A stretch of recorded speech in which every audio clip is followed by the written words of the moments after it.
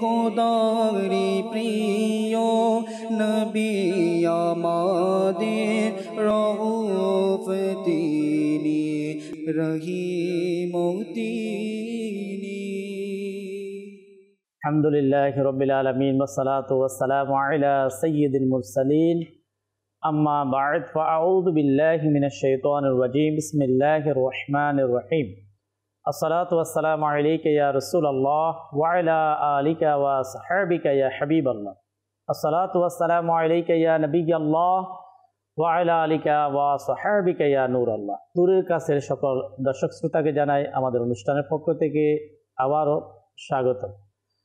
দর্শক, আমরা প্রিয় নবী সাল্লাল্লাহু আলাইহি ওয়াসাল্লামের অনন্য স্বভাব এই প্রোগ্রামে আজকে একটি মোবারক স্বভাব সম্পর্কে আমরা আলোচনা শুনব। আর আজকের আলোচ্য যে বিষয় তা হচ্ছে কর্মচারীদের সাথে আচরণ। এই বিষয়ে আমরা শুনব নবী পাক সাল্লাল্লাহু আলাইহি ওয়াসাল্লামের জীবনী থেকে, সাহাবীদের জীবনী থেকে, এবং আমাদের করণীয় কি তাও আজকে ইনশাআল্লাহ মোবাল্লিগে দাওয়াত ইসলামী আমাদের সাথে রয়েছেন। আমরা ইনশাআল্লাহ কোরআন এবং হাদিস থেকে আমরা শুনব। দর্শক, মাদানী চ্যানেলের আজকের প্রোগ্রামের সঙ্গেই থাকুন, শুরু থেকে শেষ পর্যন্ত প্রোগ্রাম দেখার চেষ্টা করুন। তো শুরুতে যাব দুরূদ শরীফের ফজিলত শুনব, দুরূদ শরীফ পাঠ করার আগ্রহ ইনশাআল্লাহ আমাদের মাঝে সৃষ্টি করব। তিরমিজি শরীফের দ্বিতীয় খণ্ডের হাদিস নাম্বার 4084। আমাদের প্রিয় নবী রসুলে আরবি হুজুর সাল্লাল্লাহু তাআলা আলাইহি ওয়াসাল্লাম ইরশাদ ফরমান, আউলান নাস বি ইয়াউমাল কিয়ামাতি, কিয়ামতের দিন মানুষের মাঝে সবচেয়ে বেশি আমার নিকটতম ব্যক্তি সে হবে আকসারুহুম আলাইয়া সালাতান, যে সবচেয়ে বেশি দুনিয়ায় আমার প্রতি দুরূদ শরীফ পাঠ করবে। প্রিয় ইসলামী ভাইয়েরা, মুফতি আহমদ ইয়ার খান নেইমি রাহমাতুল্লাহি তাআলা আলাইহি খুব সুন্দরভাবে তিনি লিখেছেন মিশকাতের সরা মিরআতুল মানাজির মধ্যে। তিনি লেখেন যে কিয়ামতে সবচেয়ে আরাম সেই পাবে যে রসুল পাক সাল্লাল্লাহু তাআলা আলাইহি ওয়াসাল্লামের সাথেই থাকবে। আর হুজুর সাল্লাল্লাহু তাআলা আলাইহি ওয়াসাল্লামের সাহচর্য লাভের মাধ্যম হলো অধিক হারে দুরূদ শরীফ পাঠ করা। এ থেকে জানা গেল যে দুরূদ শরীফ হলো অনন্য একটি নেকি, সমস্ত নেকি দ্বারা জান্নাত পাওয়া যায়। আর দুরূদ শরীফ দ্বারা জান্নাতের দুলহা রসুল পাক সাল্লাল্লাহু আলাইহি ওয়াসাল্লামকে পাওয়া যায়। আল্লাহ তাবারক ওয়া তাআলা আমাদেরকে বেশি পরিমাণে দুরূদ শরীফ পাঠ করার তৌফিক দান করুন। সাল্লু আলাল হাবিব সাল্লাল্লাহু আলা মুহাম্মদ সাল্লাল্লাহু তাআলা আলাইহি ওয়াসাল্লাম। দর্শক শ্রোতা, আমরা জানতে পারলাম যে আজকে যে বিষয়ে আমরা মাদানী চ্যানেলের প্রোগ্রাম থেকে আমরা জানবো, আমরা শিখব, আর তা হচ্ছে অধীনস্থ বলতে পারি অথবা আমরা কর্মচারী বলতে পারি। পূর্বে যুগে যাদেরকে দাস দাসী বলা হতো, গোলাম বলা হতো, এখন হয়তো সময়ের সাথে সাথে শব্দের পরিবর্তন চলে এসেছে। আমরা বিশেষ করে কর্মচারী বিষয়টাকে ইনশাআল্লাহ আজ্জাওয়াজাল আমরা শামিল করব। যারা ধনী, যাদেরকে আল্লাহ তাআলা দৌলত দিয়েছে তাও আল্লাহর পক্ষ থেকে, আবার যারা দুর্বল মানুষ, যাদেরকে কাজ করতে হয়, কোথাও না কোথাও কর্মের জন্য যেতে হয়, বিভিন্ন অফিসে যেতে হয়, বিভিন্ন প্রতিষ্ঠানে যেতে হয়, দেশ থেকে বিদেশেও কাজের উদ্দেশ্যে সফর করতে হয়, যাদেরকে আমরা কর্মচারী বলে থাকি। তাদের সম্পর্কে আজকে ইনশাআল্লাহ আজ্জাওয়াজাল আমরা শ্রবণ করব মোবাল্লিগে দাওয়াত ইসলামী থেকে। শুরুতে একটি হাদিসে মোবারকা ইনশাআল্লাহ আমি বলার চেষ্টা করব, তারপর ক্রমান্বয়ে দর্শক ইনশাআল্লাহ আমরা শ্রবণ করব।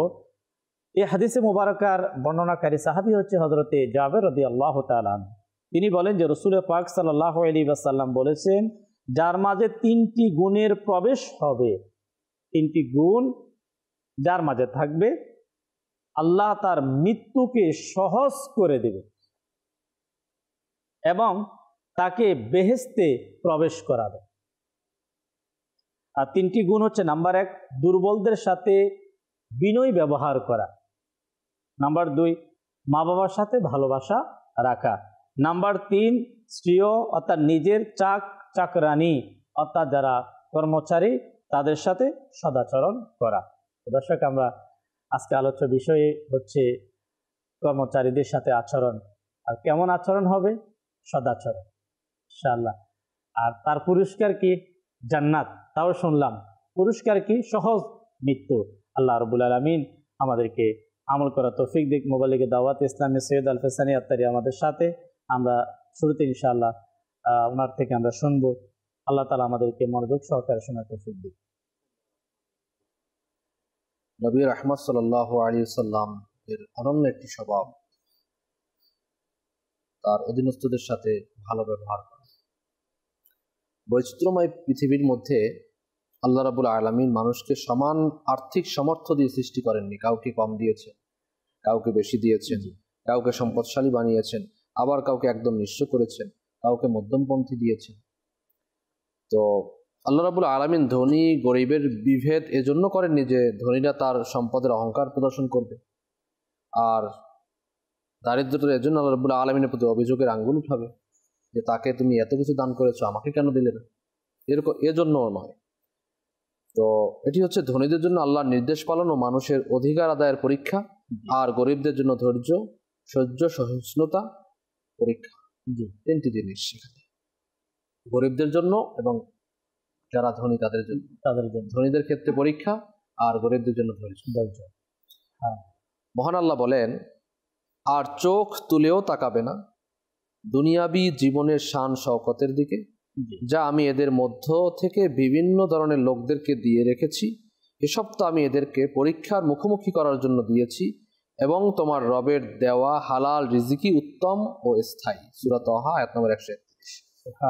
দেখুন, আমরা মানুষ, বাংলায় মানুষ বলে, আরবিতে ইনসান বলে, আর এই ইনসান শব্দটির এর মূল ধাতু নিসিয়ান, নুন সিন ইয়া, এই 3 অক্ষরে গঠিত। শব্দটির অর্থ ভুলে যাওয়া, ভ্রমে পতিত হওয়া। এটা আশ্চর্য বিষয় যে মানুষ শব্দটির ভিতরেই মানুষ মাত্রই ভুল আমরা বলে থাকি, মানুষ মাত্রই ভুল।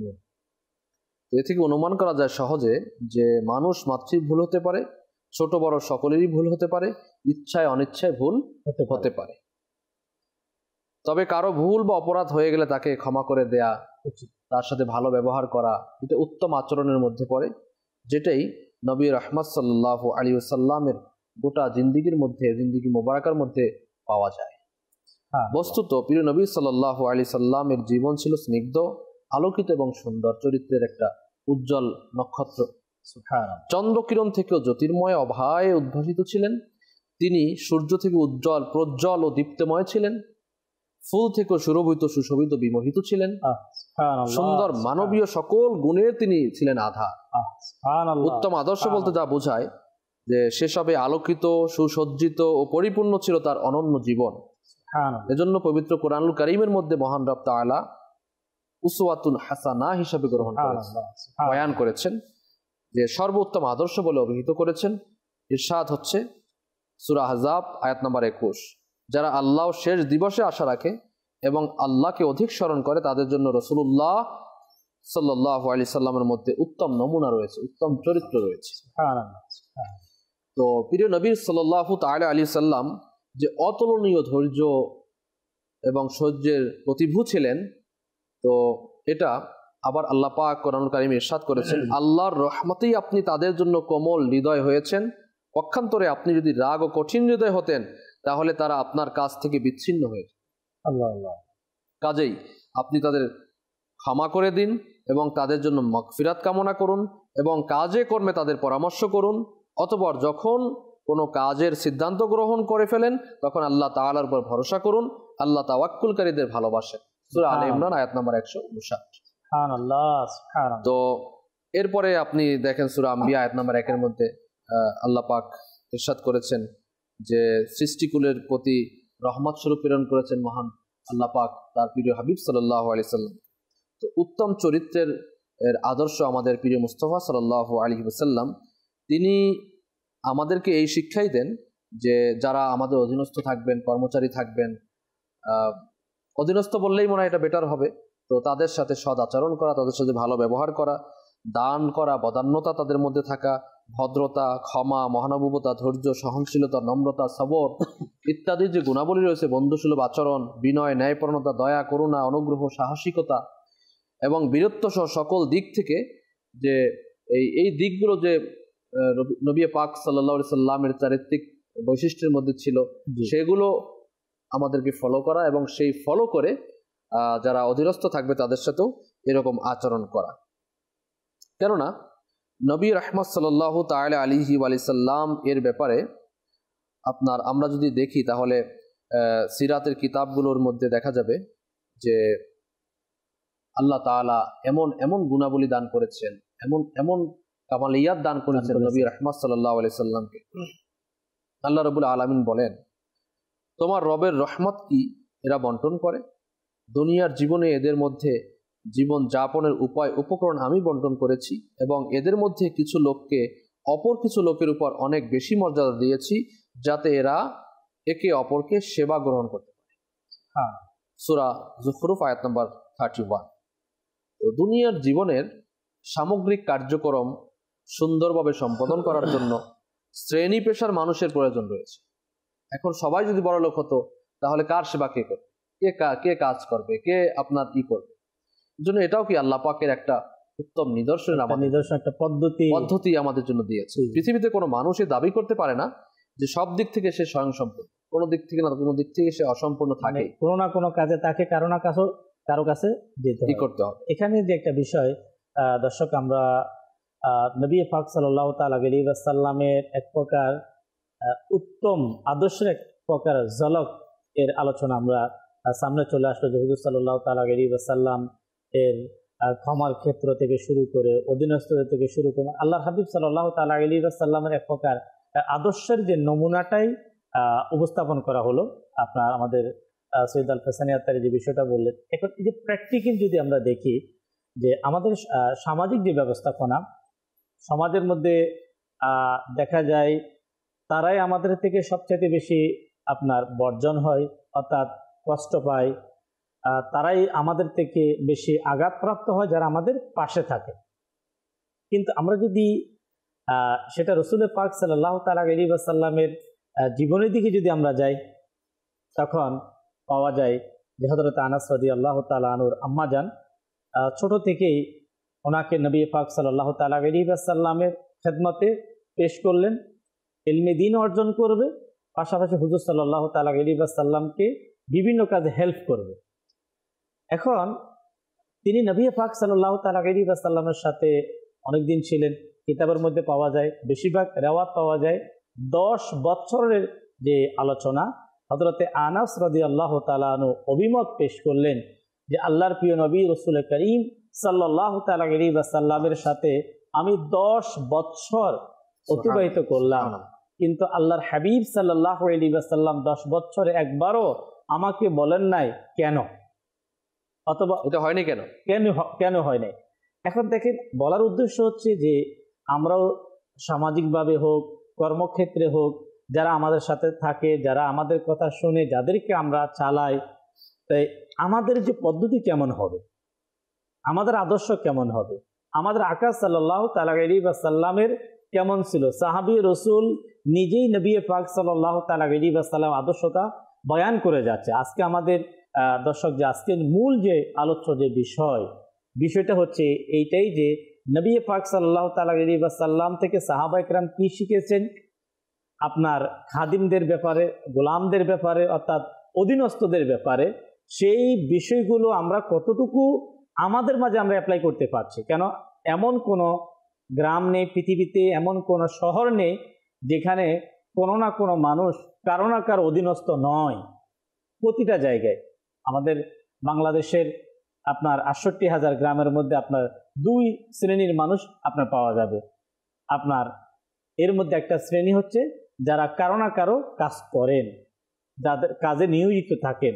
তাহলে তাদের দায়িত্ব কি, এবং বিশেষ করে তাদেরকে আমরা তাদের সাথে কিভাবে আচরণ করব, আমাদের পদ্ধতি কেমন হবে, আজকে ইনশাআল্লাহ আমরা নবী পাক সাল্লাল্লাহু তাআলা আলাইহি ওয়াসাল্লামের জিন্দেগি থেকে অনেকগুলো বিষয় ইনশাআল্লাহ আমরা শুনবো। সাথে সাথে দর্শক, ইনশাআল্লাহ আমরা নিয়ত শামিল করব যে আল্লাহর হাবিব সাল্লাল্লাহু তাআলা আলাইহি ওয়াসাল্লাম 1400 বছর পূর্বে যে বিষয়গুলো আমাদেরকে শিখিয়েছেন, এর মধ্যে কিন্তু মুক্তি, এর মধ্যে কিন্তু শান্তি।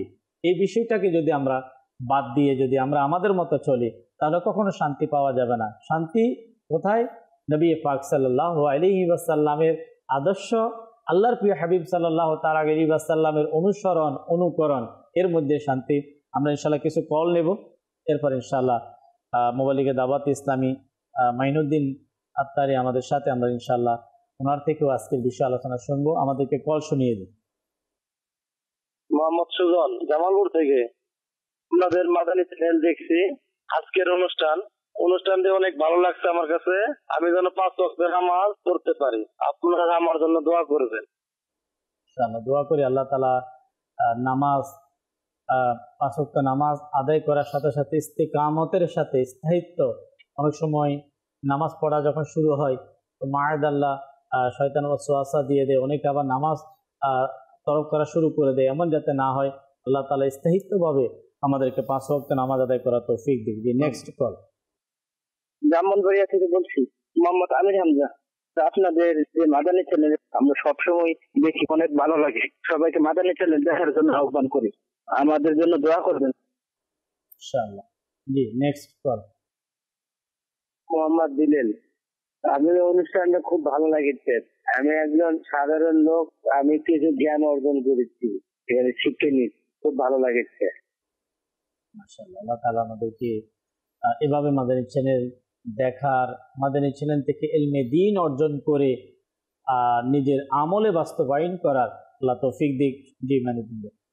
মাশাআল্লাহ, ইমাম ভাই, আমরা আলোচনা শ্রবণ করছিলাম যে অধীনস্থদের ব্যাপারে, কর্মীদের ব্যাপারে, কর্মচারীদের ব্যাপারে আমাদের আচরণ কেমন হবে। তো মাশাআল্লাহ, ইতিপূর্বে আমরা শ্রবণ করলাম যে আমাদের নবী পাক সাল্লাল্লাহু তাআলা আলাইহি সাল্লামের আদর্শ কেমন ছিল, তিনি তার অধীনস্থদের সাথে কেমন আচরণ করেছেন। তো এই ব্যাপারে আল্লাহ তাআলা পবিত্র কোরআনে কারিমেও কি বলেন, আসুন আমরা শ্রবণ করি। আল্লাহ তাআলা পবিত্র কোরআনে কারিমের সূরা নিসার 36 নং আয়াতে ইরশাদ করেন, যেখানে 9 জন ব্যক্তিদের সাথে সুসম্পর্ক এবং উত্তম আচরণের কথা বলা হয়েছে। আর তাদের মধ্যে একটা হচ্ছে যে একজন ব্যক্তি হচ্ছে কৃতদাস দাসী, যেটা এখন আমাদের সমাজে হয়তো নেই, পূর্বে ছিল, কিন্তু এখন আমাদের সমাজে ওই কৃতদাসটাই অল্টারনেটিভ হয়ে গেছে। হয়তো আমাদের অধীনস্থ কেউ না কেউ আছে, যেটা ইতিপূর্বে আপনি বললেন যে আমাদের কর্মচারী রয়েছে, তারাও আমাদের অধীনস্থ। তো তাদের সাথে আমি কেমন আচরণ করব। আল্লাহ তাআলা তাদের সাথেও আমাদের উত্তম আচরণের কথা করতে বলেছেন। আর এটা কিন্তু আমাদের নবী পাক সাল্লাল্লাহু তাআলা আলাইহি সাল্লামের আদর্শের মধ্যেও এসেছে। যেমন নবী পাক সাল্লাল্লাহু তাআলা আলাইহি সাল্লাম হাদিসে মুবারাকার মধ্যে পাওয়া যায় যে হযরত আবু হুরায়রা রাদিয়াল্লাহু তাআলা থেকে বর্ণিত, রাসূল সাল্লাল্লাহু আলাইহি সাল্লাম বলেছেন যে তোমাদের অধীনস্থরা তোমাদের ভাই। আবু হুরায়রা রাদিয়াল্লাহু তাআলা থেকে বলা হচ্ছে যে অধীনস্থদের ব্যাপারে রাসূল সাল্লাল্লাহু আলাইহি সাল্লাম বলছেন যে অধীনস্থরা হচ্ছে আমাদের ভাই, যারা আমাদের অধীনস্থ রয়েছে, এবং আল্লাহ তাদেরকে তোমাদের অধীনস্থ করে দিয়েছেন। কাজেই আল্লাহ যার ভাইকে তার অধীনস্থ করে দিয়েছেন, তার মালিক অথবা দায়িত্বশীল কর্মকর্তার উচিত তাদের অধীনস্থদের জন্য তাই খাওয়ানো যা সে নিজের জন্য পছন্দ করে, তাদেরকে ওই কাপড়ই পরানো যা সে নিজের জন্য পছন্দ করে, পরিধান করে, আর তাকে অধীনস্থকে এমন কাজের বার যেন না দেয় যা তার সাধ্যের বাইরে, অর্থাৎ সেটা গ্রহণ করতে পারছে না। যদি কখনো এমন অধিক কাজের দায়িত্ব তার কাছে চাপানো হয় বা তাকে দেওয়া হয়, তাহলে যেন সেই ব্যক্তি তাকে সাহায্য করে। অর্থাৎ যে কর্মচারীকে আমরা এই কাজটা দিব, তার সাধ্যের বাইরে হয়ে যাচ্ছে, তার কাছে এটা বোঝা মনে হচ্ছে, তখন যাতে আমরা তাকে সাহায্য করি। আল্লাহ রাসূল সাল্লাল্লাহু আলাইহি সাল্লামের হাদিসে মুবারাক থেকে আমরা শ্রবণ করলাম। এছাড়াও যেটা আপনি বললেন যে আনাস রাদিয়াল্লাহু তাআলা আনহুর একটি ঘটনা, যে নবী পাক সাল্লাল্লাহু তাআলা আলাইহি সাল্লামের সাথে তিনি প্রায় দীর্ঘ 10 বছর ছিলেন, কিন্তু কখনো নবী পাক সাল্লাল্লাহু আলাইহি সাল্লাম জবান মুবারক থেকে কোন শব্দটিও শুনেন। আসলে দেখেন ইমান ভাই, যার সাথে যার যত কাছাকাছি সম্পর্ক থাকে বা কাছের মানুষ হয়ে থাকে, একসাথে চলাফেরা যত বেশি হয়ে থাকে, সেই কিন্তু ওই মানুষের প্রতি বিরক্ত বোধ হতেই পারে বা হয় স্বাভাবিক কারণে, বা তার ভুলটা তার সামনে প্রকাশ পায়, যেটা আমরা শ্রবণ করলাম। কিন্তু নবী পাক সাল্লাল্লাহু আলাইহি সাল্লাম এর দরবারে কেমন ছিল, যে আনাস রাদিয়াল্লাহু তাআলা খাদিম হিসেবে ছিল, কিন্তু কখনো ওই শব্দও করে নাই। যদিও ভুল ধরা পড়েছে, সুন্দরভাবে সেটাকে সংশোধন করে দিয়েছে। তো সে সাক্ষ্য দিচ্ছে যে আমাকে কখনো বলেনি যে তুমি কেন এই ভুলটা করলে বা কেন এই কাজটা করেছো। এখান থেকে আমাদের জন্য অনেক শিক্ষার বিষয়। আমরা যারা আমাদের অধীনস্থ যারা রয়েছে বা আমরা যাদের অধীনস্থ রয়েছি তাদের জন্য আমাদের উচিত যে আমরাও যেন আমাদের কর্মচারী বা আমাদের অধীনস্থ যারা রয়েছে তাদের সাথে এমন নমনীয় আচরণ করি, এটা উত্তম আচরণ করি। পাশাপাশি এটাকে চেক করা উচিত জি, যে অর্থাৎ নবী পাক সাল্লাল্লাহু তাআলা আলাইহি ওয়াসাল্লামের জীবনী আমরা শুনলাম, হযরত আনাস রাদিয়াল্লাহু তাআলা আনহু। আজকে যারা আমরা মাদানী চ্যানেলের সঙ্গে যারা আমাদের সাথে আমাদের অধীনস্থ, তো তারা আমাদের প্রতি বিরক্ত কিনা, তাদের সাথে আমাদের অবস্থা কী, তাদের প্রতি আমাদের দয়া কেমন। এখানে যে হাদিসে মোবারক আমরা সবসময় শুনে থাকি যে দয়া করা হবে, তো এক প্রকার তাদের প্রতি দয়া করা। অনেক সময় এ ধরনের শোনা যায় যে আমি যেখানে কর্মরত, তো দেখা যাচ্ছে আমি সে মালিক জানে যে এটা আমার দ্বারা হচ্ছে না, তারপর আমার উপর কি আসলে মূলত আমাদের সমাজের চিত্রটা ভিন্ন, আমরা অন্যদিকে চলে গেছি। আমাদের ইসলামী শাসন ব্যবস্থা বলুন, ইসলামী কালচার বলুন এবং নবী রাহমাত সাল্লাল্লাহু আলাইহি সাল্লামের যে ফরমানগুলো আমরা যদি অ্যাপ্লাই করি তাহলে দেখা যাবে যে আমাদের ব্যবসার মধ্যেও কাজের মধ্যে বারাকাত হয়।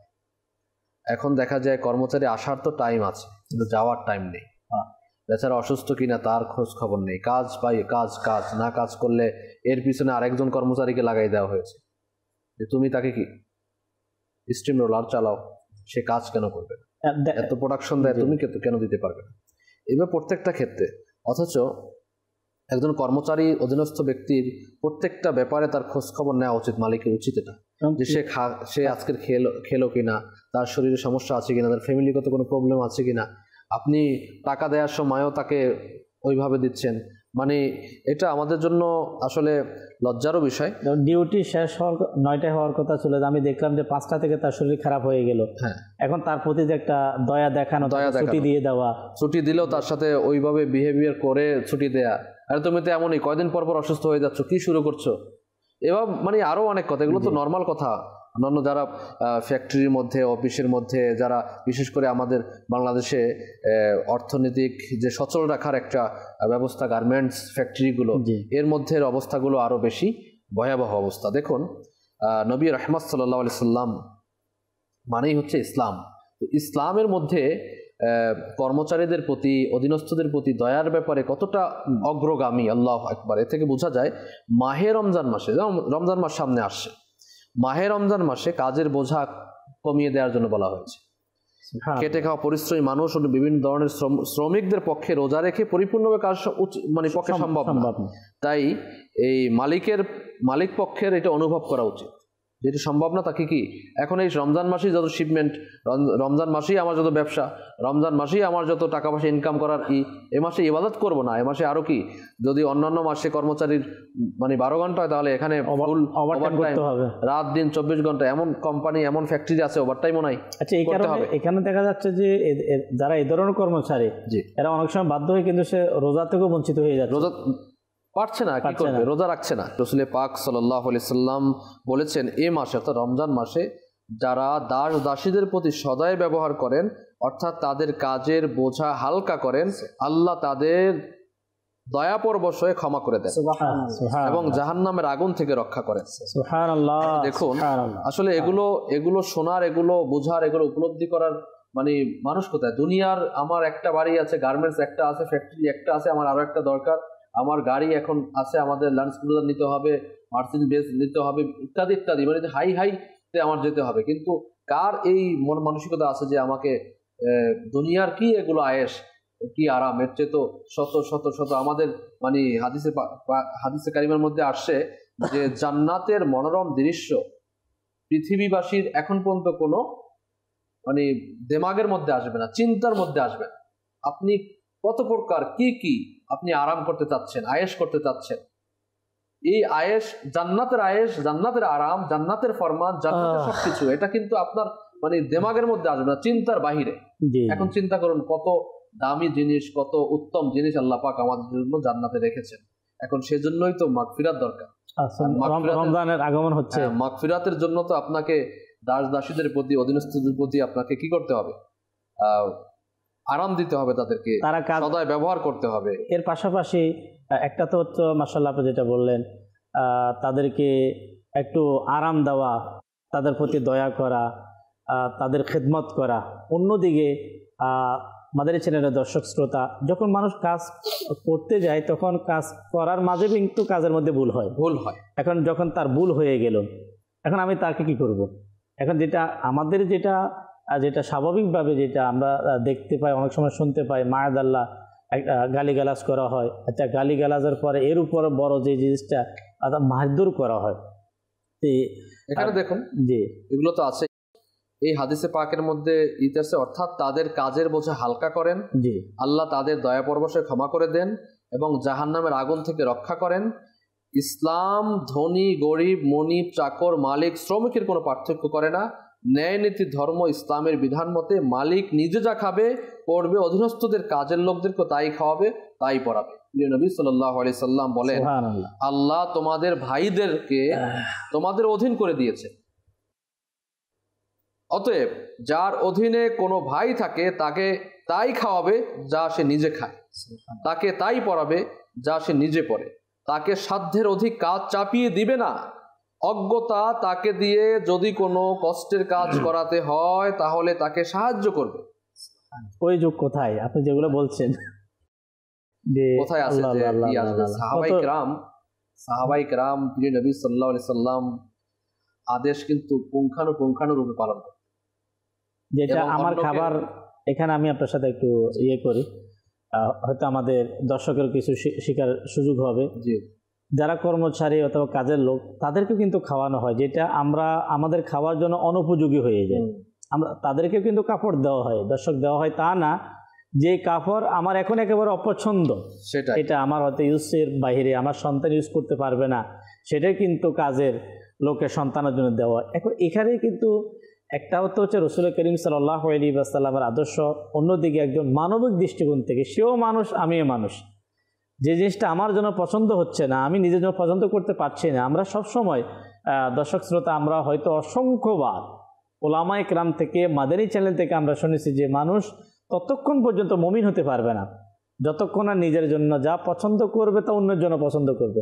কারণ আমি নিজের জন্য যেটা পছন্দ হচ্ছে না আমার, অর্থাৎ খাবার হোক, সেটা পোশাক হোক, অথবা কোনো বাহন হোক, যেটাই হোক, যেমন আমি নর্মাল বাহন আমি পছন্দ করি না, একেবারে নর্মাল যেটা লোকাল গাড়ি, একেবারে নর্মাল, ওই জিনিসটা আমি অন্যের জন্য পছন্দ করি যে তোমাকে লোকাল গাড়িতে আসতে হবে।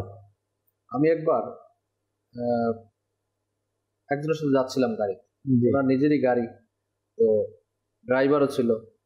এখন কথায় কথায় কথায় কথায় ওনার সম্পদ মানে যাকাত ফিতরা এগুলো কিভাবে কি দেয় উনি মাসালাও জিজ্ঞেস করতেছিলেন, কথাবার্তা হচ্ছিল।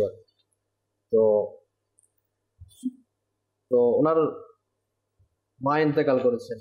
এখন উনি বললেন যে আমার মা থাকলে তো আমি এটা করতাম, আমি আমার ইনকামের ওই টাকাটা, যে টাকা আমি মায়ের পেছনে ব্যয় করতাম, আমি ওই টাকাটা আমি এখন কি দান খয়রাত করে দিই। ভালো একটা মাশাআল্লাহ। তো ড্রাইভার বলে উঠলেন যে স্যার আমাকেও কিছু ওখান থেকে দিয়ে। এখন ওই যে ড্রাইভারের যে মালিক, উনি যে কথাগুলো বললেন না, আমার হৃদয়ে লাগছে। উনি বলছিলেন যে দেখো, আমি তোমাকে আমার যাকাত ফিতরা এইসব সদকা এই টাকা তোমাকে দেই, আমি ঈদ কোরবানি তোমাকে যা কিছু দেই এটা আমি পার্সোনালি তোমাকে দেই। সুবহানাল্লাহ, কত ভালো তার যে মন মানসিকতা। তো দেখেন, আমাদের সমাজের মধ্যে এমন কিছু মানুষ আছে, ঘরের মধ্যে আপনার আমরা মাঝে মধ্যেই দেখি আপনার সোশ্যাল মিডিয়ার কল্যাণে, ইলেকট্রিক মিডিয়া, প্রিন্ট মিডিয়ার কল্যাণে, যে আপনার ঘরের যে কাজের বুয়াই বলেন, কাজের বুয়া বলেন, তাদেরকে নির্যাতন, তাদের শরীরে আঘাত, তাদেরকে খাবার না খাওয়ানো, তাদের ঘরটা কোথায় হয়, একটু আমরা যদি অ্যানালাইসিস করি সমাজের মধ্যে, দেশের বাইরে যারা কর্মরত ওদের অনেক ভিডিওগুলো দেখা যায়, অনেক সময় দেখা যায়। আমাদের আপনার বাংলাদেশ থেকে অনেকেই দেখা যায় বাইরের দেশে কাজ করতে যায়, তাদের সাথে কি আচরণ করা হচ্ছে, তো তাদের ভিসা পাচ্ছে না, তাদের সাথে যেই জুলুম অত্যাচার করছে শুধু সামান্য কয়েকটা টাকার জন্য। বাংলাদেশের মধ্যে, আমাদের মধ্যেও এখানেও দেখবেন যে এই এখন তো বিভিন্ন জায়গাতে কাজের বুয়া, কাজ করে যাওয়া, তাদের সাথে খারাপ ব্যবহার করা, মিসবিহেভিয়ার করা, তাদের সাথে আপনার খাবার দাবার না দেয়া, আমি নিজে যেটা খেতে পারছি না ওইটাই তাদেরকে দিয়ে দেয়া, খেতে পারতেছি না ওইটা দিয়ে দাও, কিন্তু ওই খাওয়ার টেবিলে কি বসানো না। একবার সকাল খাবার, দুপুর খাবার, রাতে। জি, এক ইসলামী ভাই আল্লাহ আমার মানে পরিচিত, তো ওনার ঘরে কোনো বিবাহের অনুষ্ঠান হচ্ছে। এখন তার বোনকে বিদায় দিয়ে দিচ্ছে, বিদায় দেওয়ার জন্য এখন ড্রাইভার যে ছিল, ড্রাইভারকে রেখে আসছে, ড্রাইভারকে ওই খানার মধ্যে সামিল করে। সে আলাদা ওই যে গাড়ি হোক অথবা অন্য যে বাহন ছিল, বাহনের কাছেই আর মেহমানদেরকে নিয়ে যে আপনি আবার তো যাবে, তারা নিয়ে আসছে আবার যাবে, মেহমান নিয়ে আসছে আবার যাবে। তো মেহমান যখন চলে গেল, আবার যখন দিয়ে আসছে, আসার সাথে উনি ওই ড্রাইভারকে ঘরে নিয়ে এসছে, নিয়ে এসে ওই মেহমানদেরকে যা খানা দেওয়া হয়েছিল সেই সেম খাবার তাকে দেওয়া হয়েছে। খাবার দাবার খাওয়ার পরে সে ওই ড্রাইভার যে আছে ও কান্না করে দিয়েছে, যে বলতেছে যে আমাকে মাফ করে দেন ভাই, আমি আপনার ব্যাপারে একটা ধারণা করে ফেলছি। কি ধারণা? এই ধারণা যে আমাকে নিয়ে গেল না, মেহমান নিয়ে গেল, আমাকে নিয়ে গেল না। তো আমি আসলে বুঝতে পারি না যে এটা দিয়ে আসতে হবে, আবার আমাকে আপনি আইনার ঘরের মধ্যে আপ্যায়ন করবেন, এটা আমি বুঝতে পারি। মাফও চাচ্ছে।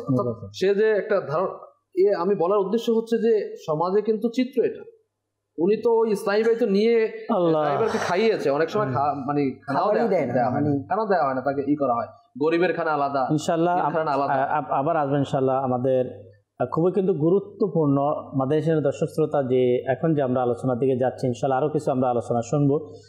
আমাদের সোশ্যাল মিডিয়া অনেকে আমাদের সাথে যুক্ত হয়েছেন, হাসিব রানা ভাই সহ, রুবেল ভাই সহ অনেকেই, আল্লাহ তাআলা বরকত দিক। একজন ইসলামী ভাই এটাও জানতে চেয়েছেন, জানিয়ে দিচ্ছি, খুবই সহজ একটি ব্যাপার, নামাজের ব্যাপারে, যে 3টায় জোহরের নামাজ পড়া যাবে কিনা।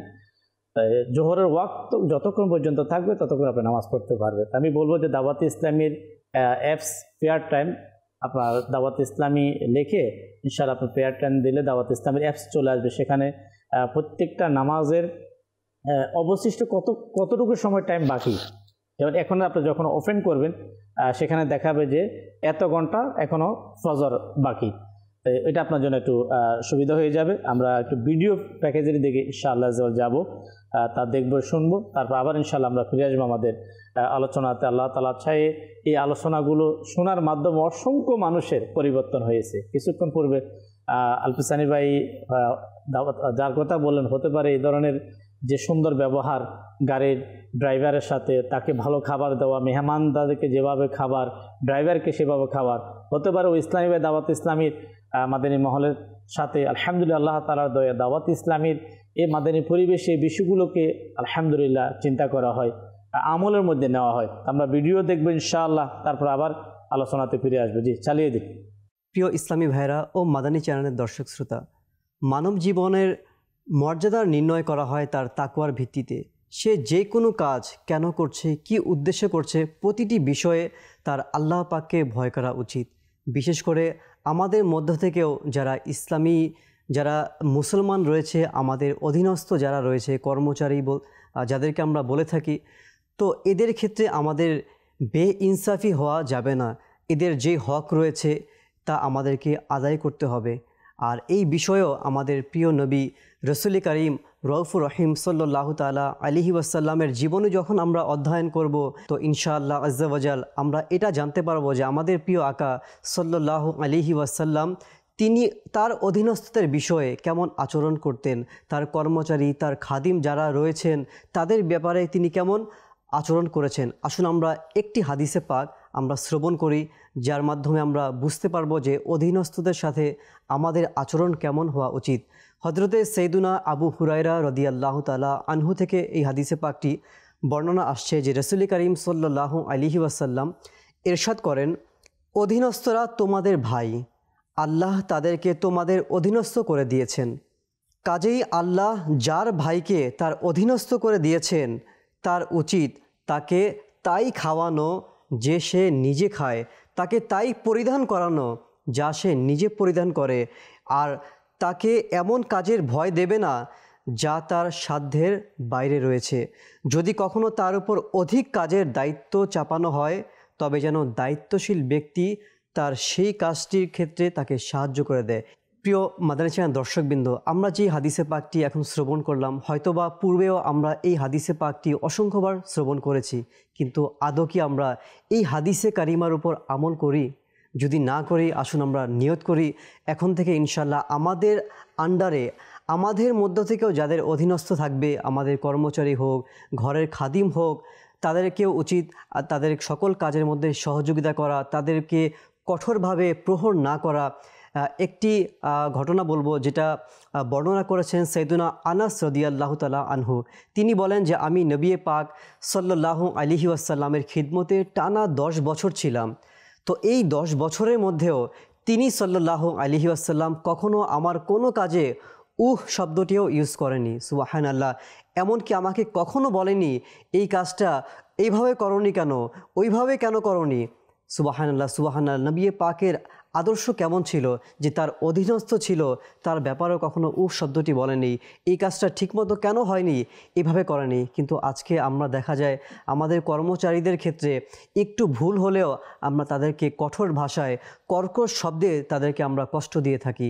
আসুন নিয়ত করি, যারাই আমরা মানুষের দিলে কষ্ট দিয়ে থাকি, আমাদের কর্মচারী অধীনস্থদের মনে যদি কষ্ট দিয়ে থাকি, আসুন এখনই আমরা তওবা করি, কেননা তওবার রাস্তা এখনও খোলা রয়েছে। আল্লাহ পাক আমাদের সকলকে তওবা করার এবং আমাদের অধীনস্থদের ব্যাপারে সচেতন হওয়ার তৌফিক দান করুক। আমিন। বিজাহিন নবীল আমিন সাল্লাল্লাহু আলাইহি ওয়াসাল্লাম।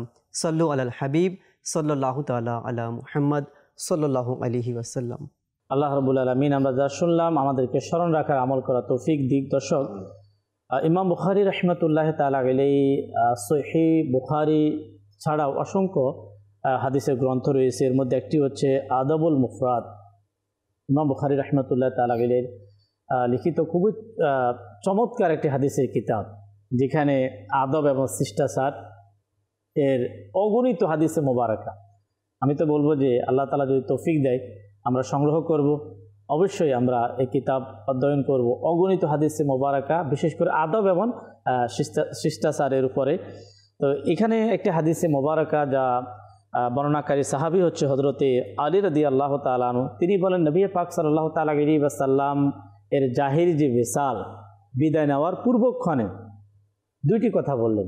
একটি হচ্ছে নামাজ, আর একটি কি বললেন, তোমাদের মালিকানাধীন দাস দাসীদের সম্পর্কে আল্লাহকে ভয় করো। দেখেন কত গুরুত্বপূর্ণ যে দুনিয়া থেকে যাওয়ার পূর্বে নবী পাক সাল্লাল্লাহু তাআলা আলাইহি ওয়াসাল্লাম যে আমাদের জন্য কত গুরুত্বপূর্ণ মেসেজ আমাদের জন্য রেখে গেলেন। একটি হচ্ছে নামাজ আদায় করা। আমরা যারা এখনও নামাজ থেকে গাফিল, নামাজকে যারা আমরা গুরুত্ব দিচ্ছি না, তো অবশ্যই আমাদেরকে নামাজকে গুরুত্ব দিতে হবে, নামাজ আদায় করতে হবে, নিজেও পড়তে হবে, নিজের পরিবার পরিজন যারা তাদেরকেও বলতে হবে যে নবী পাক সাল্লাল্লাহু তাআলা আলাইহি ওয়াসাল্লাম নামাজ পড়ার জন্য এমন গুরুত্ব দিয়েছেন। আর দ্বিতীয় হচ্ছে আল্লাহকে ভয় করার জন্য কোন ব্যাপারে, দাস দাসীদের ব্যাপারে। আল্লাহকে ভয় করা কর্মচারীদের সম্পর্কে, যদি যার মধ্যে সত্যিকারে আল্লাহর ভয় আছে তো সে তাদের সাথে অবশ্যই কী করবে, ভালো ব্যবহার করবে। একটি বিষয় আমাদের আলোচনার মধ্যে এটাও ছিল, তাদেরকে কষ্ট না দেওয়া, তাদেরকে আঘাত না করা, তাদেরকে গালি না দেওয়া। মায়েশা সিদ্দিকা তয়্যিবা তাহেরা রাদিয়াল্লাহু তাআলা আনহা থেকে বর্ণিত। দেখেন হুজুর সাল্লাল্লাহু তাআলা আলাইহি ওয়াসাল্লাম সম্পর্কে যে সবচাইতে যদি বেশি কিছু যদি বলতে পারে সেটা মায়েশা সিদ্দিকা রাদিয়াল্লাহু তাআলা আনহা বলতে পারবে।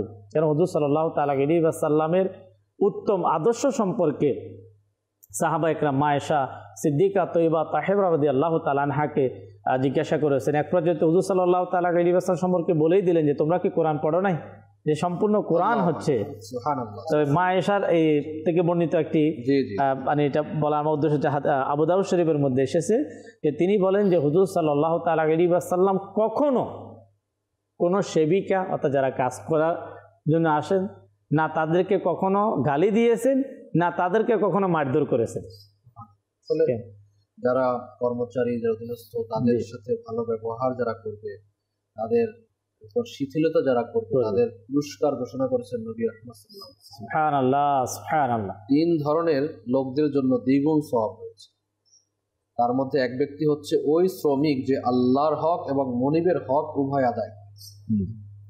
এখানে শ্রমিকের ব্যাপারে আসছে, আমাদের সমাজে এখন একতরফা আমরা মালিকের ব্যাপারে বলছি, শ্রমিকদেরও কিছু দোষ আছে, যারা অধীনস্থ থাকে তাদেরও কিছু এখানে ভুল ত্রুটি থাকে। ভুল ত্রুটি ক্ষমা মালিক পক্ষ করবে, আর যারা কর্মচারী রয়েছে তাদের উচিত হচ্ছে সঠিক কাজগুলো মালিক পক্ষকে রাজি খুশি করা। এজন্য এখানে তাদের ব্যাপারে আসছে ওই শ্রমিক যে আল্লাহর হক এবং মনিবের হক উভয় আদায় করে, তাদের ব্যাপারে পুরস্কৃত করে। কোরআন পাকের মধ্যে আসছে যারা কাজ করে তাদের জন্য কতই না চমৎকার প্রতিদান, সূরা আলে ইমরান 137 নং আয়াতের মধ্যে আসছে।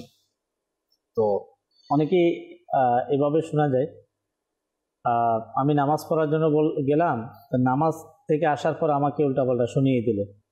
কিন্তু এখানে যে হয়তো এ ধরনের খুব কম হবে যে কোনো মালিক তার শ্রমিককে নামাজ পড়ার কারণে হয়তো খারাপ ব্যবহার করেছে, কিন্তু হয়টা কি নামাজের কথা বলে এখন সে না নামাজও গিয়েছে, নামাজ পড়েছে, কিন্তু এরপরে যে টাইম গুলো পাস করেছে এদিকে সেদিকে অতিরিক্ত সময় এগুলো হয়ে থাকে, এগুলো হয়ে থাকে। এখন অথচ এখানে শরআন মাসাইল এরকম যে যারা অধীনস্থ তারা যেটা সুন্নতে জায়েদা রয়েছে নফল নামাজ সেটা পড়তে পারবে, এটা ওয়াজিব এবং ফরজ এটা পালন করেই কাজে আবার চলে আসবে। কিন্তু অথচ দেখা যায় যে এরকম নামাজের কথা বলে বের হলো, আমাদের ভুলের কারণে কিন্তু খাবার খাবে, নাস্তা করবে, আড্ডা দিবে, এদিকে বসবে সেদিকে বসবে, চা পান করবে ইত্যাদি ইত্যাদি করার পর তারপরে সে আধা ঘন্টা 1 ঘন্টা পর এখন তার সাথে এখন একটু তো উত্তম মাধ্যম হওয়ার এটা কথাই। তারপরেও মালিক পক্ষের উচিত 1 দিন 2 দিন 3 দিন তাকে বুঝানো, বুঝিয়ে কাজ নেয় আর কি। বুঝের মাধ্যমে যখন কাজ নেয় সেটা ভালো হবে। অন্যথায় গালাগালির মাধ্যমে দেখুন একটা জিনিস কি, যে একটা কাজের সে ক্ষতি করে দিছে, ফর এক্সাম্পল ক্ষতি করে দিল, কোনো একটা আপনার যে কোনো কাজ ভেঙে দিল অথবা করে দিল, এখন তাকে যদি আপনি হাজারটা গালি দেন, এইটা কি আর সংশোধন হওয়ার? এখন তাকে যদি গালি, এমনি তো সে শর্মেন্দিগি হয়েছে, মানে সে নিজে এমনিতেই কিন্তু হীনমন্যতা প্রকাশ পাচ্ছে যে আমার হাতে এটা নষ্ট হবে, মানে অনুতপ্ত সে। এখন তাকে আরো বকা দেয়া, তাকে আরো গালি দেয়া, এই গালি দিলে তো আপনার ওই মালটা ফেরত আসবে না। সেজন্য গালি না দিয়ে তার সাথে অন্যভাবেও ওইটাই করা যায়। আপনার কাটতি সিস্টেম আছে, সে এটা নষ্ট করেছে, তার বেতন থেকে কর্তন করা যেতে পারে, গালিগালাজ না করে তাকে এই শাস্তি প্রদান করা যেতে পারে, ইত্যাদি ইত্যাদি অন্য রকমের হতে পারে। তো সেজন্য গালিগালাজের ব্যাপারটা এটা আমাদের সমাজ থেকে একেবারে উঠাইয়া নেওয়া উচিত। দেখা যায় যে কর্মচারী মহিলা হোক পুরুষ হোক সবাই মানে গালিগালাজ এমন ভাবে দেয়া হয় যেটা মাকে বোনকে ইত্যাদি সমাজের মধ্যে মানে অনেকে বলে না আমি কাজ করতেছি, আমাকে গালি দাও, আমাকে মারো, আমার মা বোনকে তুমি কেন বললা, এভাবে অনেক সময় ফ্যামিলিকে নিয়ে আসা। তো এই জিনিসগুলো আমাদের অনেক অংশে বেড়ে চলছে, এটা দূর হওয়া উচিত। যেমন নবী পাক সাল্লাল্লাহু আলাইহি সাল্লাম এর বাণী হচ্ছে যে নামাজের ব্যাপারে ওনার বাণী রয়েছে, এবং নবী পাক সাল্লাল্লাহু আলাইহি সাল্লাম বলেছেন যারা তোমাদের অধীনে তাদের ব্যাপারে আল্লাহকে ভয় করো, অধীনস্থদের ব্যাপারে আল্লাহ পাকে ভয় করার জন্য বলা হয়েছে। এখন এর যদি ডেফিনিশন অথবা এই হাদিস পাকের ব্যাখ্যা যারা করেছেন সেই ব্যাখ্যা পড়লে তো আমাদের হয়তো চোখ কপালে উঠে যাবে যে অধীনস্থদের ভয় করার ব্যাপারে আমাদের মানে এখানে কি বোঝানো হয়েছে। এই জন্য দেখেন যারাই আমাদের সাথে রয়েছেন, আমাদের অধীনস্থ যারা থাকবেন তাদের ব্যাপারে আমাদের কমপক্ষে আপনি যে শুরুতেই একটা হাদিস শরীফ বলেছিলেন, আমি আবার রিপিট করব যে রাসূল পাক সাল্লাল্লাহু আলাইহি সাল্লাম বলেছেন যার মধ্যে 3টি গুণ থাকবে, আল্লাহ তার উপর রহমতের ডানা প্রসারিত করবেন এবং তাকে জান্নাতে প্রবেশ করাবেন। দুর্বলদের সঙ্গে নম্র ব্যবহার, পিতামাতার সঙ্গে মমতা জড়ানো কোমল ব্যবহার এবং দাসীর প্রতি সদাচার। তো এই যে জিনিসগুলো আমরা হাদিসে কারিমা শুনি, এখন তো এই সহিহ হাদিস, গলত হাদিস, এই হাদিস সেই হাদিস, হাদিসের ডেফিনেশন আমরা বলতে ঠিকই পারি, কিন্তু এর উপর আমল আমরা করতে পারি না। কিন্তু আমল আমাদের করা উচিত। আমল না করলে তো এটা এভাবেই রয়ে যাবে, আমাদের জন্য হয়ে যাবে। সেজন্য দর্শক শ্রোতাদের প্রতি এটাই থাকবে যে আমরা যেন এগুলো আমল করি। বিশেষ করে মহান রব তাআলা তার প্রিয় হাবিব সাল্লাল্লাহু আলাইহি সাল্লামকে উদ্দেশ্য করে বলেন, তোমার অনুসারী বিশ্বাসীদের প্রতি তুমি সদয় হও। আচ্ছা, আরো ইরশাদ হচ্ছে, মুমিনদের জন্য তুমি তোমার বাহুকে অবনমিত রাখো। অন্য আয়াতে বলা হয়েছে, নিশ্চয়ই আল্লাহ ন্যায়পরায়ণতা, সদাচরণ ও আত্মীয়স্বজনকে দানের নির্দেশ দেন এবং তিনি অশ্লীলতা, অসৎ কাজ ও সীমালঙ্ঘন করা হতে নিষেধ করেন। তিনি তোমাদেরকে উপদেশ দেন যাতে তোমরা শিক্ষা গ্রহণ করো। তো রসুল পাক সাল্লাল্লাহু আলাইহি সাল্লাম উত্তম চরিত্রের সর্বোচ্চ আসনে অধিষ্ঠিত। রসুল পাক সাল্লাল্লাহু আলাইহি সাল্লাম প্রেরিত হয়েছিলেন হিদায়াতের আলোকবার্তিকা নিয়ে, এসেছিলেন একটি সুন্দর পৃথিবী করতে, এবং ইসলামের এমন কোনো বিধিনিষেধ নেই যা তিনি আমাদেরকে শিক্ষা দেননি। ছোট বড় সকল কিছু তিনি আমাদেরকে করেছেন, শিক্ষা দিয়েছেন। তিনি ছোট বড়র মধ্যে স্নেহ, মমতা, ভালোবাসা কিভাবে দিতে হবে এগুলো শিক্ষা দিয়ে গিয়েছেন। আল্লাহ রসুল সাল্লাল্লাহু আলাইহি সাল্লাম বলেছেন, তিনি নিজে ছিলেন তার সবচেয়ে উজ্জ্বল দৃষ্টান্ত। তিনি নামাজের কথা বলেছেন, আর তার নামাজ ছিল সবচেয়ে সুন্দর ও আকর্ষণীয়। অর্থাৎ তিনি যেটা বলতেন সেটা তার মধ্যে অবশ্যই কি ছিল। তিনি রোজার কথা বলেছেন, আর তার রোজা ছিল সবচেয়ে সুন্দর আমলের পরিপূর্ণ, এটা আমল করতেন। তিনি হজের কথা বলেছেন, তার হজই ছিল সবচেয়ে সুন্দর ও মর্যাদাপূর্ণ। তিনি দান সাদকার কথা বলেছেন, দান সৎকা করার জন্য বলেছেন, আর দান সৎকার ক্ষেত্রে তিনি সবচেয়ে অগ্রগামী ছিলেন। তিনি সুন্দর আচরণের কথা বলেছেন, তার আচরণই ছিল সবচেয়ে সুন্দর, অনুকরণীয়। রাসূল পাক সাল্লাল্লাহু আলাইহি ওয়াসাল্লামের জীবনের এই সকল বৈশিষ্ট্যের দৃষ্টান্ত পাওয়া যায় মহান আল্লাহর সাক্ষ্য। আল্লাহ পাক নিজে সাক্ষ্য দিয়েছেন, এবং তাদের সাক্ষ্য যারা রাসূল পাক সাল্লাল্লাহু আলাইহি ওয়াসাল্লাম এর একান্ত নিকটজন ছিলেন, সিদ্দিক আকবর রাদিয়াল্লাহু আনহু। সিদ্দিক কেন হয়েছেন? সাক্ষ্য দেওয়ার কারণে সিদ্দিক হয়েছেন। তো সত্যবাদীরা ব্যাপারে সাক্ষ্য দিয়েছেন। রাসূল পাক সাল্লাল্লাহু আলাইহি সাল্লামের ভিতর বাহির যাদের সামনে স্পষ্ট ছিল, আল্লাহ রাব্বুল আলামিন তার প্রিয় রাসূল সাল্লাল্লাহু আলাইহি সাল্লাম সম্পর্কে কোরআন কারীমে ইরশাদ করলেন, নিশ্চয়ই আপনি মহান চরিত্রের। সূরা আল কালাম আয়াত নম্বর 4। তো এই যে আল্লাহ পাক আমাদেরকে মহান একজন নবী, তার শেষ নবী আমাদেরকে দান করেছেন, আমরা তার উম্মত হতে পেরেছি, কিন্তু তার যে উত্তম চরিত্রের যেগুলো ছিল, যে নিয়ে আমরা অনন্য স্বভাব নিয়ে আলোচনা করছি, আমরা এই অনন্য স্বভাবগুলো শুনছি, পড়ছি, আমরা ওয়াজ নসিহতে শুনছি, জুমার বয়ানে শ্রবণ করছি, কিন্তু আমাদের মধ্যে আমলের যে ব্যাপারটা এটা নিয়ে আসতে একটু একটু হলে, হয়তো আমরা যারা বয়ান করছি আমাদের মধ্যেও এর কমতি ঘাটতি আছে, আমরা এসব চেষ্টা করছি এগুলো আস্তে আস্তে শুধরাতে। আমরা সকলে মিলে যখন শুধরাই তাহলে আমাদের সমাজটা ভালো হবে।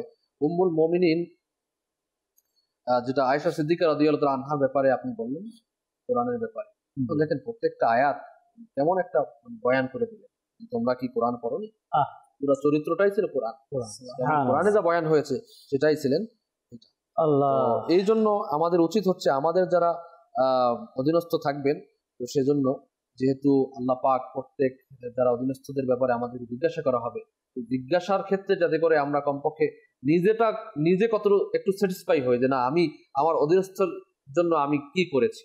একটু এখন দুনিয়াতে আমি স্যাটিসফাই না হয়ে নিজের উপর নিজেই যদি আত্মবিশ্বাস না থাকে, আস্থা না রাখতে পারি, তাহলে ইন্তেকালে পরে আমার অবস্থা কি হবে? আল্লাহ পাক যদি মাফ না করে, আর এই আমাদের যে অধীনস্থ যাদের উপর জুলুম করেছি, যাদের উপর নির্যাতন চালিয়েছি, যাদের বেতন কর্তন করেছি, যাদেরকে গালি দিয়েছি, যাদের খাবার আমি মুখ থেকে নিয়ে নিয়েছি, কিয়ামতের মধ্যে সে দাঁড়িয়ে যাবে। আপনি হতে পারে যে আপনি এখন হাজী সাহেব হয়ে গিয়েছেন, আপনি হয়তো অনেক নেক কাজ করতেছেন, আপনি অনেক দান সদকা করতেছেন, কিন্তু আপনার যে কর্মচারী, আপনার যে অধীনস্থ রয়েছে অথবা ছিল, তাদের সাথে আপনি কেমন আচরণ করেছিলেন? তাদের একজন সাথে আপনার মাফ চেতে হবে। তাদের যে হুকুকুল ইবাদ ছিল, বান্দার হক ছিল, এই বান্দার হক গুলো যতক্ষণ মাফ না হবে আপনি জান্নাত যেতে পারবেন। অনেকে তো এমনও হতে পারে, আপনার সাথে আমি করছি যে অহংকার করে বলে থাকে যে আমার এত কর্মচারী আছে। দেখে আমাদের চ্যানেলের দর্শক শ্রোতা, এটা অহংকারের বিষয় না। একজন মানুষের একজন কর্মচারী, তো কাল কিয়ামতের ময়দানে একজনের ব্যাপারে সে প্রশ্নবিদ্ধ হবে। আর এমনও যারা আছে, হাজার হাজার যাদের কর্মচারী রয়েছে, ইন্ডাস্ট্রি রয়েছে, সেখানে তাদের যে দায়িত্ব, কাল কিয়ামতের ময়দানে তাদের হক, তাদের প্রাপ্য, তাদের প্রতি দয়া, অথবা তাদেরকে কষ্ট দেওয়া হয়েছে কিনা, প্রত্যেকের ব্যাপারে তোমরা প্রত্যেকেই রাখাল। বুখারী শরীফে আসছে, তোমরা প্রত্যেকেই রাখাল বা রক্ষণাবেক্ষণকারী স্বরূপ, এবং তোমাদের প্রত্যেককেই তার অধীনস্থদের সম্পর্কে জিজ্ঞাসা করা হবে। শাসক তার লোকজনের রাখাল স্বরূপ, তাকে তার শাসিতদের সম্পর্কে জিজ্ঞাসা করা হবে, গৃহকর্তা তার গৃহবাসীর রাখাল স্বরূপ তাকে গৃহবাসীদের ব্যাপারে জিজ্ঞাসা করা হবে, দাস তার মনিবের সম্পদাদির রাখাল স্বরূপ তাকে তার সম্পর্কে জিজ্ঞাসা করা হবে। মনে রাখবে তোমাদের প্রত্যেকেই কোনো না কোনো ভাবে রাখাল স্বরূপ এবং তোমাদের প্রত্যেককেই তার অধীনস্থদের সম্পর্কে জিজ্ঞাসাবাদ করা হবে। কেউ যদি আমার কাজও না করে, আমি যে হাদিস মোবারক আপনি শুনলেন দর্শক, যে কেউ আমার কর্মরত কেউ নেই, কিন্তু আমার পরিবারের সদস্য যারা আছে, আমার স্ত্রী আছে, আমার সন্তান যারা আছে, তারাও কিন্তু আমার অধীনস্থ। আমি তাদের সাথে কেমন আচরণ করলাম, তাদের সাথে কেমন ব্যবহার করলাম, যদিও আমাদের আলোচ্য বিষয় হচ্ছে কর্মচারীদেরকে নিয়ে। যে এখানে হযরতে জায়েদ রাদিয়াল্লাহু তাআলা সম্পর্কে আমরা অনেকেই জানি, যাকে হুজুর সাল্লাল্লাহু তাআলা আলাইহি ওয়াসাল্লাম এক প্রকার নিজের পুত্র বানিয়েছিলেন। জায়েদ রাদিয়াল্লাহু তাআলা নবী পাক সাল্লাল্লাহু তাআলা আলাইহি ওয়াসাল্লামের কাছে আপনার এসেছেন কিন্তু ক্রীতদাস হিসাবে। কিন্তু তিনি বলেন যে আমি হুজুর সাল্লাল্লাহু তাআলা আলাইহি ওয়াসাল্লামের কাছে আমি ছিলাম, কিন্তু আল্লাহর হাবিব সাল্লাল্লাহু আলাইহি ওয়াসাল্লাম আমাকে এমনভাবে রেখেছেন যে আমি কখনো নিজেকে একজন ক্রীতদাস হিসেবে ভাবি না। দেখেন, ঘনিষ্ঠ করেছে। আচ্ছা, কেমন হলে, মানে কেমন হলে যে এমন হয় যে হযরতে জায়েদ রাদিয়াল্লাহু তাআলা তিনি বললেন। আর এই ঘটনাটা আমরা শুনি যখন ওনার বাবা, ওনার চাচা, ওনার আত্মীয় স্বজন যখন জানতে পারলেন যে জায়েদ রাদিয়াল্লাহু তাআলা হুজুর সাল্লাল্লাহু আলাইহি ওয়াসাল্লামের কাছে আছে, কেমন, তখন এরা যখন নেওয়ার জন্য আসলো, দেখেন জায়েদ রাদিয়াল্লাহু তাআলাকে যখন নবী পাক সাল্লাল্লাহু আলাইহি ওয়াসাল্লাম বললেন যে তোমার ইখতিয়ার, তাহলে তুমি আমার কাছে থাকতে পারো, আবার চলে যেতে পারো, কিন্তু উনি কান্না শুরু করছে। মানে এভাবে কাঁদতেছে, উনি বুঝাতে চাচ্ছে যে ইয়া রাসূলুল্লাহ, আমি আপনাকে ছেড়ে আমি যেতে পারবো না। দেখেন তো ওনার আবেগ দেখে ওনার বাবা এবং ওনার চাচা, কিতাবের মধ্যে পাওয়া যায়, হুজুর সাল্লাল্লাহু আলাইহি ওয়াসাল্লামের কাছে রেখে কি গেলেন। ওনার আরেকটা অভিমত যেটা কিতাবের মধ্যে এভাবে এসেছে যে হযরত জায়েদ রাদিয়াল্লাহু তাআলা আনহুর সন্তান ছিল উসামা রাদিয়াল্লাহু, ওনার ব্যাপারে এভাবে এসেছে যে আল্লাহর হাবিব সাল্লাল্লাহু আলাইহি ওয়াসাল্লাম ওনার সন্তানকে, এক প্রকার ক্রীতদাসের সন্তানকে এমন আদর করতেন, মনে হচ্ছে যে ইমাম হাসান এবং হুসাইনকে আদর করা হচ্ছে। এই যে মাদানী চ্যানেলের দর্শক শ্রোতা, আমাদের সময় কম, আমরা কিন্তু বুজুর্গানে দিনদের সিরাত যখন পড়ি অথবা দেখি, এটা কিন্তু আমরা দেখতে পাই। আমাদের সামনে নওয়াজ ইসলামের প্রতিষ্ঠাতা আবু বিলাল মুহাম্মদ ইলিয়াস কাদরি দামাত বরকাতুল আলিয়া, মুর্শিদ, ওনার অবস্থা যদি দেখি, দেখা যায় যে রাসূল পাক সাল্লাল্লাহু আলাইহি সাল্লামের যে এই ফরমানগুলো তিনি পুঙ্খানুপুঙ্খ কিভাবে আমল করে যাচ্ছে। ওনার সাথে যে যারা দেখে দেখেন, তারা দেখবেন যে সাথেই যে একটা ছোট বাচ্চা থাকে হাসান রাজা, এ কিন্তু নিজের নাতি না, ওনার খাদিমের ছেলে। আল্লাহ আল্লাহ, তো তার সাথে কেমন তাকে মহব্বত দিচ্ছে, নিজের নাতিনদের যেভাবে মহব্বত করেন সেম মহব্বত, আর অনেক ক্ষেত্রে তো বেশিও মনে হচ্ছে। এজন্য আমাদের উচিত আমাদের অধীনস্থদেরকে আসলে তাদের সাথে ভালো ব্যবহার করা। আপনার আম্মার ইবনে ইয়াসির রাদিয়াল্লাহু তাআলা আনহু বলেন, যে কেউ তার গোলামকে প্রহার করবে নির্যাতন রূপে, তাকে কিয়ামতের দিন আপনার শৃঙ্খল আছে, শিকল আছে, শিকল আবদ্ধ করা। আল্লাহ আল্লাহ আল্লাহ। অপর হাদিসে পাকের মধ্যে রাসূল পাক সাল্লাল্লাহু আলাইহি ওয়াসাল্লাম বলেছেন, অধীনস্থদের সাথে সদয় আচরণ কল্যাণকর অদৃষ্টের উৎপত্তি স্থল, আর তাদের সাথে দুর্ব্যবহার দুর্ভাগ্যের উৎপত্তি স্থল। মালিক পক্ষের অভদ্র আচরণকে ঘৃণা করে নবী সাল্লাল্লাহু আলাইহি সাল্লাম বলেন, চাকর দাস দাসী অধীনস্থদের সঙ্গে অসৎ আচরণকারী বেহেশতে যেতে পারবে। আল্লাহ। এখন দেখুন যে এই যে অবস্থাগুলো হয়েছে, তো এগুলো আমাদের কি করা উচিত, বোঝা উচিত এবং আল্লাহ পাকের দরবারে ফরিয়াদ করা উচিত। যদি এরকম কোনো অন্যায় অবিচার আমরা করে থাকি, তাহলে সেক্ষেত্রে আমাদের উচিত যে আল্লাহ পাকের দরবারে তওবা করা এবং তাদের কাছে ক্ষমাও চাওয়া, এটা আমাদের উচিত। আল্লাহ তাআলা আমাদেরকে তৌফিক দিক। সময় কম, শেষের দিকে একেবারে দর্শক, আলহামদুলিল্লাহ আমরা আজকে প্রিয় নবী সাল্লাল্লাহু তাআলা আলাইহি ওয়াসাল্লামের অনন্য স্বভাব আর প্রোগ্রামে আজকে যে আলোচ্য বিষয় কর্মচারীদের সাথে আচরণ কেমন, শুরুতেই বললাম যে সদাচরণ এর ফজিলত আমরা শুনলাম, এর ব্যাপারে আল্লাহ তাআলাকে ভয় করার কথা বলা হয়েছে। আজকে আমরা একটা নিয়ত আমরা করি যে ইনশাআল্লাহ আজ্জা ওয়া জাল আমি তাদের সাথে সদাচরণ করব, তাদের ভালো খাবার হোক, ভালো পোশাক হোক। আচ্ছা, খাবার অথবা পোশাক যদি ঠিকমতো তাদেরকে হয়তো ওইভাবে আমরা দিতে নাও পারি, দর্শক অবশ্যই আমরা কখনো মনে কষ্ট দেব না, তাদের সাথে অসৎ আচরণ করবো না, খারাপ আচরণ করবো না, যতটুকু সম্ভব আমরা ভালো ব্যবহার করার চেষ্টা করবো। আলহামদুলিল্লাহ, আল্লাহ তাআলার দয়া এই ভালো মন মানসিকতাও তৈরি করা উচিত। আল্লাহ তাআলার দয়া দাওয়াত ইসলামীর মাদানী মহল, মাদানী পরিবেশ আমাদের জন্য অনেক বড় নিয়ামত। এই কথাগুলো এই পরিবেশে শোনা যায়, কখনো মাদানী চ্যানেলের মাধ্যমে, কখনো সাপ্তাহিক ইজতিমার মাধ্যমে, কখনো মাদানী কাফেলার মাধ্যমে, দাওয়াত ইসলামীর বিভিন্ন অ্যাক্টিভিটিস, মাদানী মাশওয়ারা, এই বিষয়গুলোই আলোচনা হয়। আর এর মাধ্যমে কিন্তু একজন মানুষের চরিত্র গঠন হয়, সুন্দর চরিত্রবান হয়। এর মাধ্যমেই কিন্তু একজন মানুষ নবী পাক সাল্লাল্লাহু তাআলা আলাইহি ওয়াসাল্লামের উসওয়াতুন হাসানা আদর্শে আদর্শবান হয়ে থাকে। আপনার কর্মচারী যখন অন্যায় করে তাদেরকে আমরা মাফ করি, কয়বার মাফ করবো? কয়বার করা উচিত? এতবার ভুল, তোমাকে কয়বার সংশোধনের জন্য বলে তুমি সংশোধন হও না? দেখো কতবার করবো? আব্দুল ইবনে ওমর রাদিয়াল্লাহু তাআলা আনহু থেকে বলেছেন যে এক ব্যক্তি প্রিয় নবী সাল্লাল্লাহু আলাইহি সাল্লামের নিকট এসে জিজ্ঞাসা করলেন, ইয়া রাসূলুল্লাহ সাল্লাল্লাহু আলাইহি সাল্লাম, চাকর বাকরের অপরাধ আমি কতবার ক্ষমা করব? রাসূল পাক সাল্লাল্লাহু আলাইহি সাল্লাম চুপ রইলেন। সে পুনরায় তাকে প্রশ্ন করলেন, এবারও তিনি চুপ রইলেন। সে পুনরায় তাকে আবার সেম প্রশ্ন করলেন, এবারও তিনি চুপ রইলেন। চতুর্থবার বলার পর বললেন, নবী সাল্লাল্লাহু আলাইহি সাল্লাম বললেন যে প্রত্যেক দিন 70 বার তাকে ক্ষমা দেখুন। এবং প্রিয় নবী সাল্লাল্লাহু আলাইহি সাল্লাম অত্যন্ত বিনয়ের সঙ্গে শ্রমিকের মানে যারা করতে তাদের হাত চুমু খেতেন, বলতেন এই হাত কখনো আগুন স্পর্শ করবে না।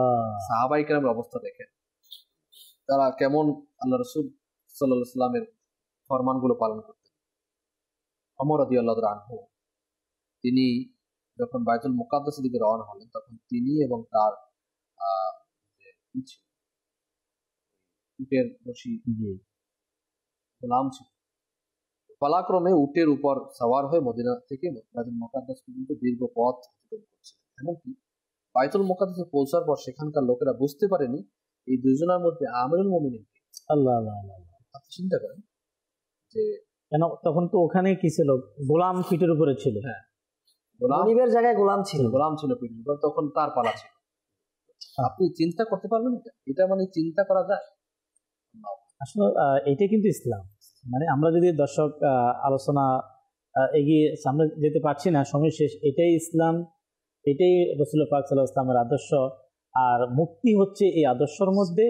আসুন আমরা এদিক সেদিক না গিয়ে নবী পাক সাল্লাল্লাহু আলাইহি ওয়াসাল্লাম, সাহাবায়ে কেরামের আদর্শে আমরা চলে আসি। আল্লাহ তাআলা একটা কথা বলে দিই, নবী সাল্লাল্লাহু আলাইহি ওয়াসাল্লাম ইরশাদ করেন, দাস দাসী চাকর চাকরানী অধীনস্থের সাথে উত্তম ব্যবহার এর কারণে প্রাচুর্য বয়ে আনে।